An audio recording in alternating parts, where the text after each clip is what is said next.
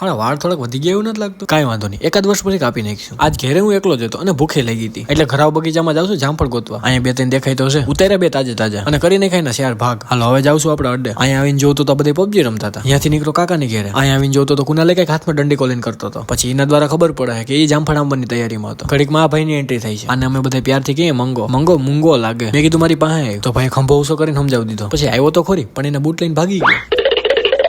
પછી મોંઘો ઉપડ્યો ને દાદા ભેગો શેર કરો. મારા હાથમાં આવે છે બાસ્કેટબોલ. હવે બાસ્કેટબોલ હોય કે જી હોય આપણા માટે તો દડો હે, એને ગમે એ રીતના ઉપયોગ કરવાનો હોય. વર્ગા વોલીબોલ રમવા ખાલી વર્ગાતા 2 જણા રમવામાં. મેં કીધું 2 મિનિટ ઉભા રહ્યો આવું હમણાં. પછી આપણા અડ્ડે આવીને આ 2 ખેલાડીને રમવા માટે હાયર કરું. જેમ ખેલાડી હોય તેમ વચમાં વોલીબોલ નું નેટે આવી ગયું. નહીં ખાટલો. પછી હું આવડા રેમાંથી દડો બીજા માટે જવા દીધો. હું આવ્યો અહીંયા દડો લેવા. અહીંથી દડો દઈને પાછા વર્ગેડા ખેલાડીઓના ધંધે આડાઓને મેદાન ટૂંકું પડ્યું. ત્યાં આવ્યા આપણા અડ્ડે. હવે ઘડીક વાર અહીંયા બહાબાઈ બોલાય છે. આવડા અહીંયા ધબધબાટી બોલાવવા માંડ્યા. એમ અહીંયા છોટું તો વોલીબોલ નો કારીગર થઈ ગયો. હાડો માથેથી દડા મારે અને મારે પાછો એવો કે કોઈ રોકી ન હોગે. હાંજે તોડ્યા ફરફરિયા અને સડાવી દીધું એની મેં એટલે તમારી ભાષામાં ડાગલા અને વર્ગી ગયા જોવા. અને તમે જોયા જાખ્યા વગરનો મારી દો સબસ્ક્રાઇબ.